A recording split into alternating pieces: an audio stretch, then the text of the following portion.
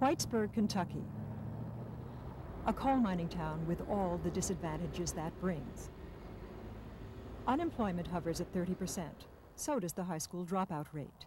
And the standard of living never strays far from the poverty line. Most people here barely have enough for the necessities, let alone the luxuries of life. Just wait till 1:45, and I've got you down here as one, so I'll call you. So to an outsider, this Saturday night lineup for theater tickets seemed remarkable. In this remote corner of Appalachia, which in the minds of many is about as far off Broadway as you can get, an unlikely theater company is thriving. This performance sold out days in advance, with dozens of people buying tickets to see the play for their third or fourth time.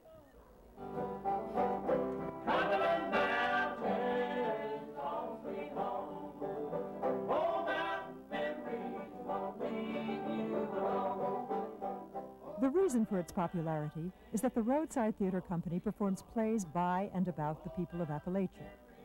Actors use their homegrown musical and storytelling talents to stage the first local plays about their region. By celebrating local culture, the theater hopes its audience will take pride in its identity, no matter what the economic despair. Roadside director Dudley Koch. For the audience here, it's clearly recognizable that this play has come out of the community life here. And I think it's then the audience delights in the fact that we have taken the trouble to, the best we can, artistically shape that experience. And then that we have returned that back to the audience in a generous way, we hope, not in a pretentious way, but recognizing that it came from them. For years, Koch says, Appalachia has suffered from a bad national image. Uneducated coal miners, faces blackened with soot, barefoot living in shacks, hillbillies and ragged children, a people without culture. When you came up in this school system, a lot of the teaching was try to forget this culture, try to learn that culture outside of here that you will eventually have to make it in. There is no future here. The future here is coal mining, and that's very dangerous. So if you want to be a success, if you've got a little savvy, the idea is to leave these mountains. And the ticket to leaving is to not think about this culture here, but to learn this other culture that, if you're lucky, you'll get to go to. I'm gonna buy me an automobile, get me a job with some time to kill, give me one of them women, love them curly cute eyes, I'm gonna change my style. So when the theater company began, it decided to embrace local culture rather than ignore it. Roadside started 15 years ago as a branch of a multimedia arts organization called Appaleshop. Appaleshop was set up by the federal government as a way to create new jobs. But when the money ran out 2 years later, Appaleshop found alternate funding. And in a region where new businesses rarely succeed, Appaleshop flourished. Now, after coal mining and government, it is the third largest employer in the area. Half of the theater company's income comes from grants and foundations. The rest is from performance fees. But no matter how successful Roadside has become, it continues to return to a basic goal, to dispel negative stereotypes. The play being performed this year south of the mountain was written by local resident Ron Short, who's in the play as Thad, a character loosely based on his father. In this scene, Thad recounts a painful lesson learned in the schoolyard. Made fun of my clothes, because they patched, They catch me coming out across the schoolyard there, and then when everybody could see who they was hollering at, and they knowed it was me, they'd set in. Hey, look yonder, come here, look yonder. Yonder comes old Raggy Taggy. Now, I found out something right there. Did you know that there's people in this world that believe they are better than other people? And it's even worse than that. There's people in this world that believe that they are better than other people because of the clothes that they wear. Now, can you explain to me, how does a pair of breeches make one feller better than another feller? By examining the difficulties of the past, Roadside hopes to encourage audiences to strive for present-day economic change. If I just take them and beat them over the head with the Pollyanna story that things are wonderful because we are all singing and dancing hillbillies and having a great time, you know, and things have always been wonderful because nobody's going to believe that, and I wouldn't expect them to. But I can show them the full range of life's experiences and hope that by exploring the full range, they can come to some sense of hope rather than desperation. Short's character gets a job as a coal miner, but the money he makes never seems to catch up to the money he needs to survive. The story is close to home. At Short's parents' home, pictures of that time grace the walls. This is one of my favorite pictures of my dad.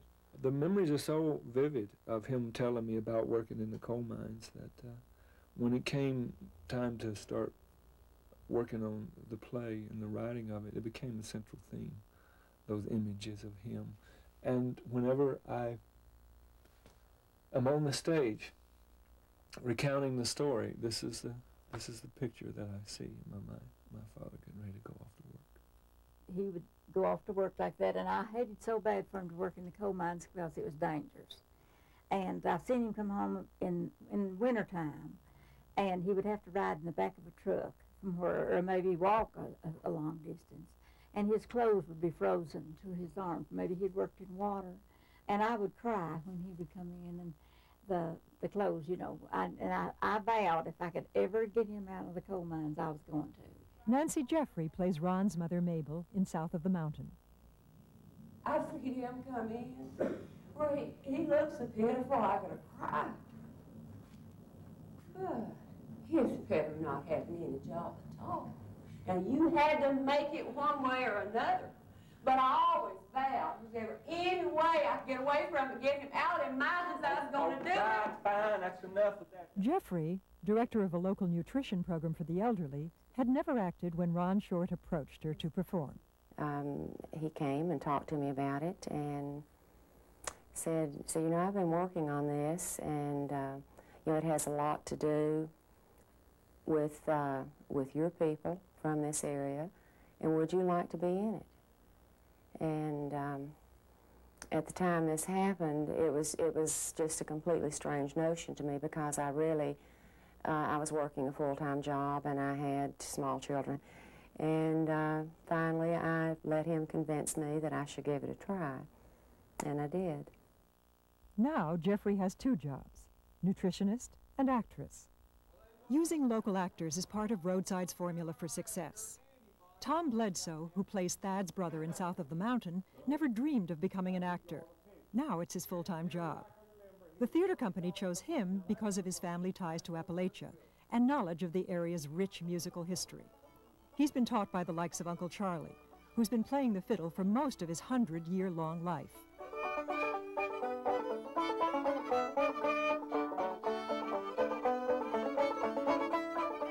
Charlie is a real direct link, I think, to music as it was a couple of 100 years ago, and because he learned from his family. His father was a fiddle player, and all his neighbors around here, a lot of them played music. If I know that there's music like Charlie, or musicians like Charlie, and just friends, not just his music, but just his friends too, then I know that I got something to come home to. Above all else, Roadside's plays stress love of home. They was happy. Yes, sir, they was happy, and I'll tell you why I believe it, because, well, they was home. We don't have economic power. We don't have political power. We don't even have control of our own image. So the only thing that we can control is our own sense of self-identity, our own image of ourselves, our sense of self-worth. We hope that it's not that sort of false pride, but rather that it gives people a sense that they are somebody, that they count, that they are visible in this history, this unfolding history of our United States. We believed in Charlie for a while, but things couldn't get much worse. Roadside now takes its place to all parts of rural America, and by continuing to tour nationally, it also hopes to bring a more knowledgeable understanding of Appalachia to the rest of the country.